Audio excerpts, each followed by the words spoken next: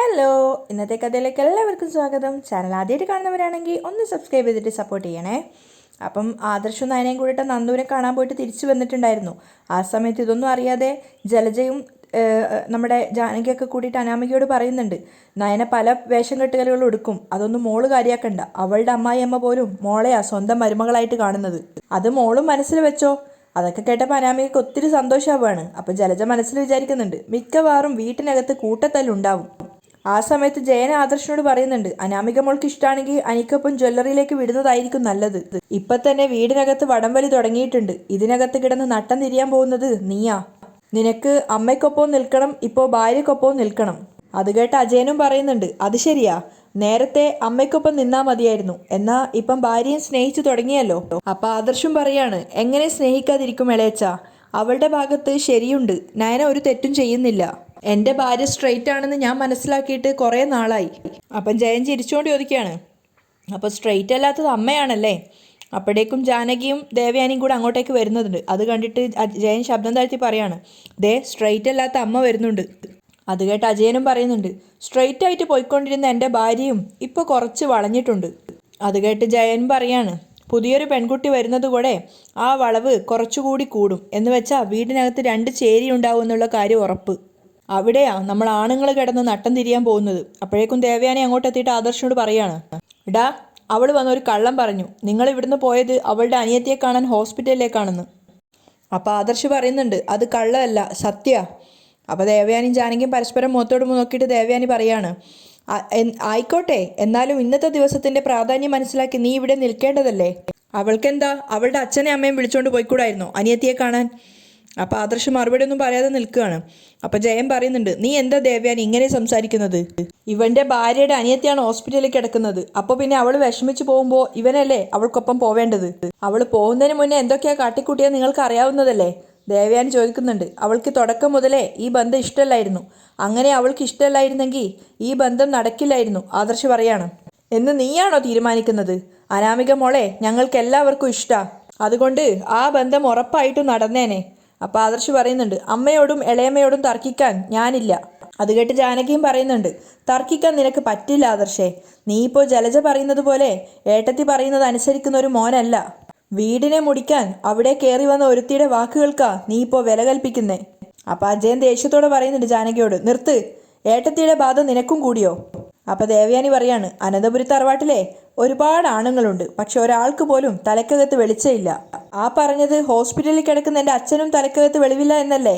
ജയൻ ദേഷ്യത്തോട് ചോദിക്കുകയാണ്. ഉണ്ടായിരുന്നു, എന്നാ നയന എന്ന് പറയുന്ന ഒരുത്തി കയറി വന്നതോടെ അദ്ദേഹത്തിൻ്റെ തലക്കകത്തും ആൾതാമസമില്ലാതായി.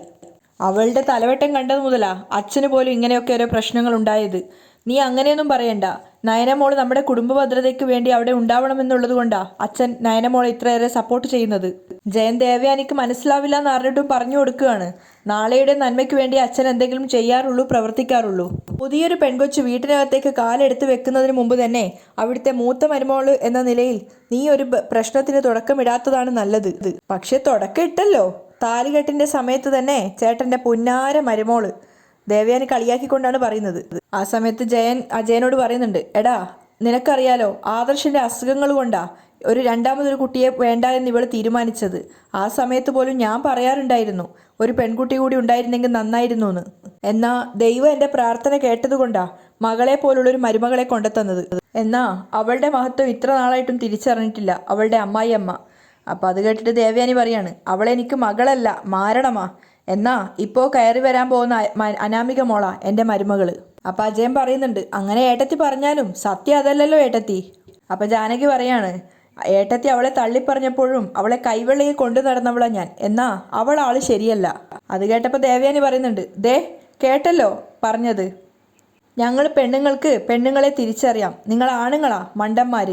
അവർ രണ്ടുപേരും ദേഷ്യത്തോടെ അവിടുന്ന് പോവുകയാണ്. ആ സമയത്ത് അജയൻ ആദർശനോട് പറയുന്നുണ്ട്, ഡാ മോനെ, ഇതൊക്കെ കേട്ടിട്ട് നീ വീണ്ടും നയന മോളെ വെറുക്കരുത് കേട്ടോ.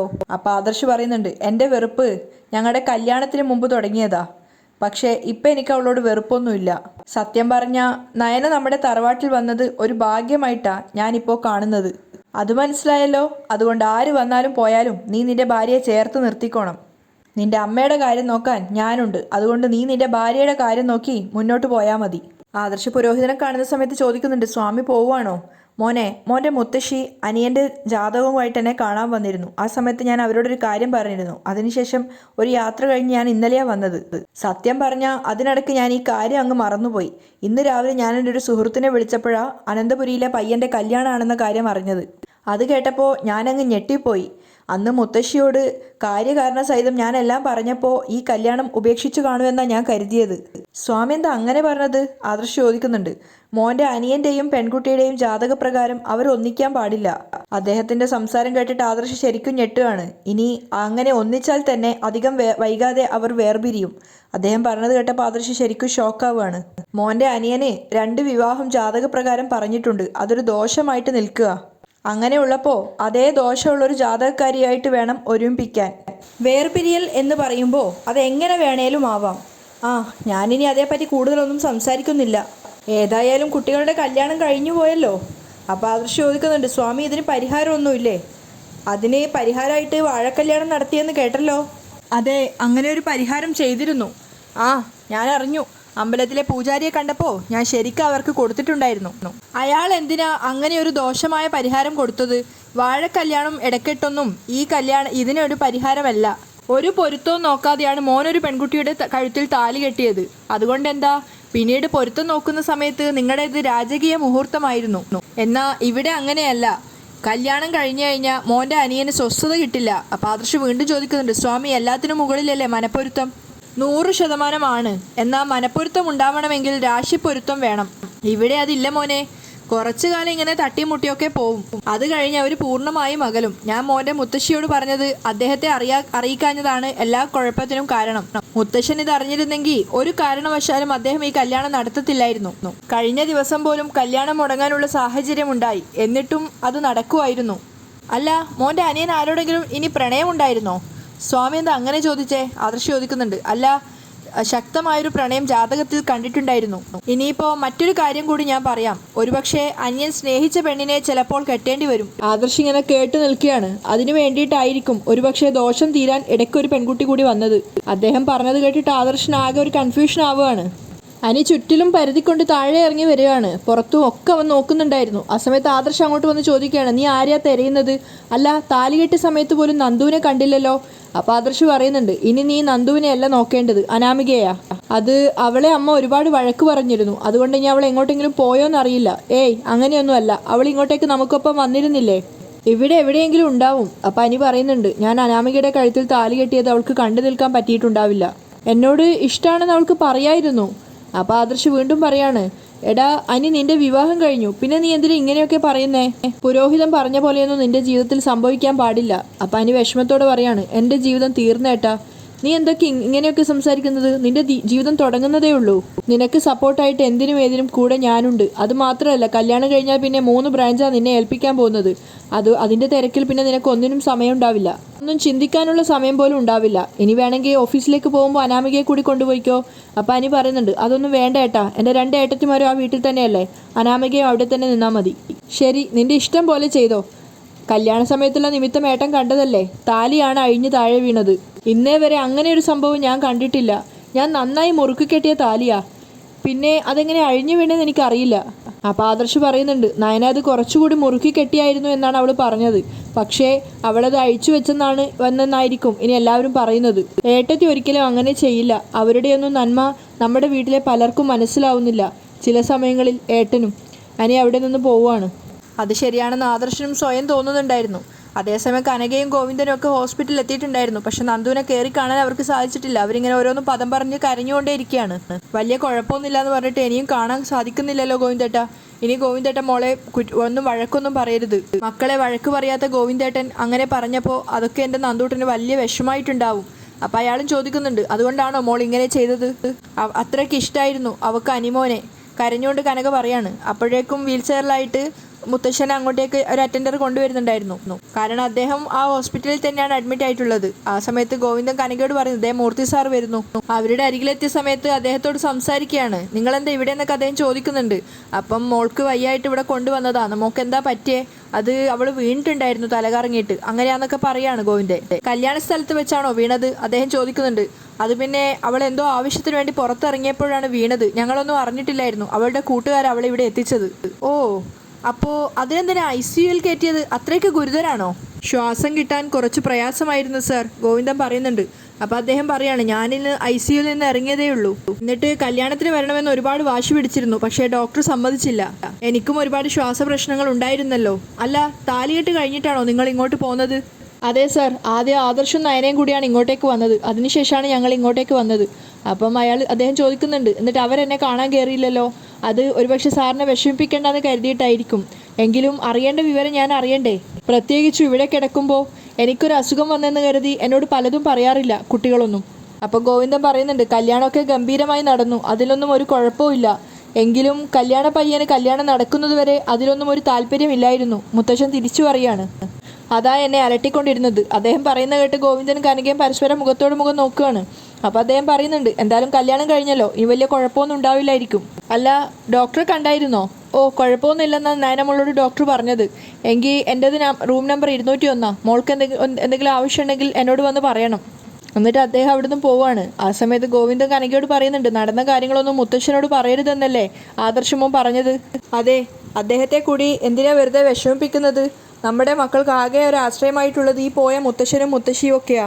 അതേസമയം ഓഡിറ്റോറിയത്തിൽ മാറിയിരിക്കുകയാണ് അനാമികയും അച്ഛനും അമ്മയും. ആ സമയത്ത് അവളുടെ അച്ഛൻ അവളോട് പറയുന്നുണ്ട്, മോളെ പറഞ്ഞതൊക്കെ ഓർമ്മയുണ്ടല്ലോ, കല്യാണം ആരുടെയൊക്കെ ഭാഗ്യം കൊണ്ട് മംഗളമായി നടന്നു. ഇനി നമ്മൾ മുൻപ് പറഞ്ഞതുപോലെ അച്ഛൻ്റെ കടങ്ങളൊക്കെ മോള് പടിപടിയായി വീട്ടിൽ തരണം. എവിടെയെങ്കിലും ഒരു 10-15 സെൻറ്റ് സ്ഥലം വാങ്ങി നല്ലൊരു വീട് വെക്കണം. കടത്തിൽ മുങ്ങിപ്പോയപ്പോൾ പരിഹസിച്ചവരുടെ മുന്നിൽ തല ഉയർത്തിപ്പിടിച്ച് ജീവിക്കണം. അവളുടെ അമ്മയും പറയുന്നുണ്ട്, മോക്കറിയാലോ, അസൂയയും കുശുമ്പുള്ള നമ്മുടെ ബന്ധുക്കാരെയൊക്കെ ഒഴിവാക്കിയിട്ടാണ് ഈ കല്യാണം വിളിച്ചത്. അങ്ങനെ വന്നിരുന്നെങ്കിൽ അവരെല്ലാം പയ്യനോടും പയ്യൻ്റെ വീട്ടുകാരോടും നമ്മുടെ ബാധ്യതകളെക്കുറിച്ച് പറയുമായിരുന്നു. അങ്ങനെ അച്ഛനും അമ്മയും സംസാരിക്കുന്നതിനിടയിലേക്കാണ് ജാനകിയും ദേവയാനിയും കൂടെ അങ്ങോട്ടേക്ക് വരുന്നത്. അപ്പോൾ അനാമിക പറയുന്നുണ്ട്, വല്യമ്മായി അമ്മയും വരുന്നുണ്ട്. അപ്പോൾ ജാനകി പുഞ്ചിരിച്ചുകൊണ്ട് പറയുന്നുണ്ട്, മോളെ കൊണ്ടുപോകാനുള്ള സമയമായി. ഇനി മുതൽ മോളെ അനന്തപുരിയിലേക്ക് ഒച്ചാ. ഇനി മോളെ പിരിയുന്ന വിഷമാണെങ്കിൽ നാളെ വിരുന്നിന് വരുമ്പോൾ രണ്ടുപേരും കുറച്ച് ദിവസം അവിടെ നിൽക്ക്. ദേവയാനി സ്നേഹത്തോടെ ക്ഷണിക്കുകയാണ്. അപ്പം അനാമികയുടെ അച്ഛൻ പറയുന്നുണ്ട്, അത് ശരിയല്ലല്ലോ, നാട്ടു നടപ്പൊന്നും നോക്കണ്ട, അല്ലെങ്കിൽ തന്നെ ഇന്നത്തെ കാലത്ത് അതൊക്കെ ആരാ നോക്കുന്നേ? ദേവയാനി പറയാണ്, ഒറ്റ മോളെ വിട്ടുപിരിയുമ്പോൾ അച്ഛനും അമ്മയ്ക്കും ഉണ്ടാവുന്ന സങ്കടം ഞങ്ങൾക്ക് മനസ്സിലാക്കാവുന്നതേ ഉള്ളൂ. നമ്മളെല്ലാവരും ഒരുപോലെ ചിന്തിക്കുന്നവരാ. നമ്മുടെ മക്കളുടെ വിവാഹ ജീവിതത്തെക്കുറിച്ച് നമുക്കെല്ലാം ഓരോ സങ്കല്പങ്ങളായിരിക്കും. ഇവിടെ അനന്തപുരത്ത് അറവാടിൻ്റെ അന്തസ്സിനനുസരിച്ച് കയറി വരാൻ പോകുന്ന മരുമകള് മോളായിരിക്കും. ആ ഒരു സ്നേഹം എല്ലാ ഭാഗത്തു നിന്നും മോൾക്കുണ്ടായിരിക്കും. അപ്പം അനാമികയുടെ അമ്മ പറയുന്നുണ്ട്, അതൊക്കെ അറിയാം, എങ്കിലും യാത്ര പറയുമ്പോൾ ചങ്ക് നിലക്കുന്ന പോലൊരു തോന്നലാ. നീ ഓരോന്ന് പറഞ്ഞ് മോളെയും കരയിക്കല്ലേ രേവതി. അപ്പോൾ ജാനകി പറയാണ്, ഇറങ്ങാൻ സമയമായി, പോണ്ടേ?